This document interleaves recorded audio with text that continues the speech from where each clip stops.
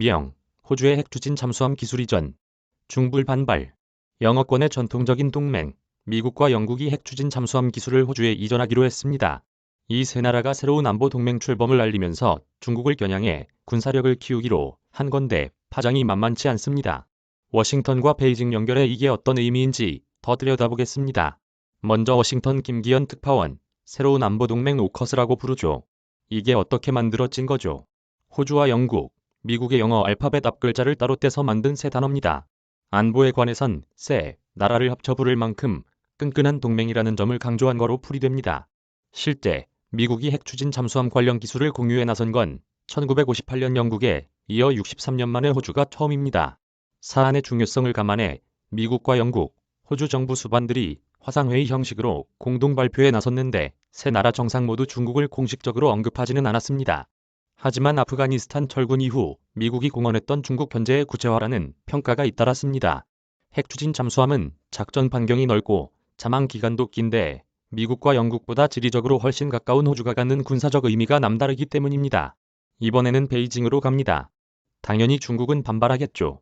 반발은 예상됐고 그 수위가 관건이었는데 아주 날선 반응이 나왔습니다.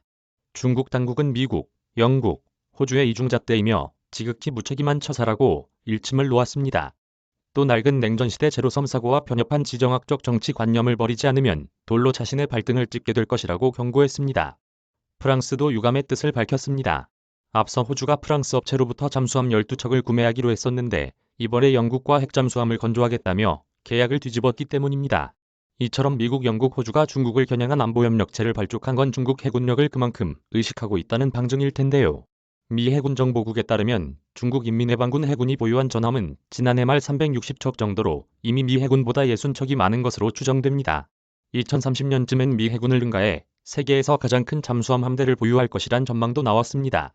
현재 핵잠수함은 16대에서 18대 정도로 추정되며 항공모함은 2척으로 확인됩니다. 이와 상관없이 미국은 갈 길을 가겠다는 뜻이 분명하죠. 네, 다음 주 24일 백악관에서 개최될 인도태평양 지역 안보협의체 쿼드 정상회담이 대표적 예입니다. 핵추진 잠수함을 지원키로 한 호주는 물론 일본과 인도 정상들과 처음으로 한자리에서 직접 만나는 겁니다.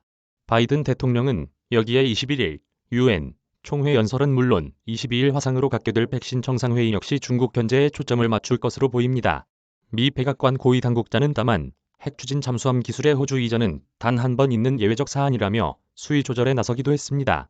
한국 역시 핵추진 잠수함을 개발하려는 의지를 갖고 있는 상황에서 관련 기술 이전이 미중 갈등의 주요 현안으로 떠오름에 따라 우리 정부의 향후 대응도 주목받게 됐습니다. 촬영기자 오범석 이창준 영상 편집 이진희 공룡자료 조사 김다형 권도인 김기현 기자 이랑 기자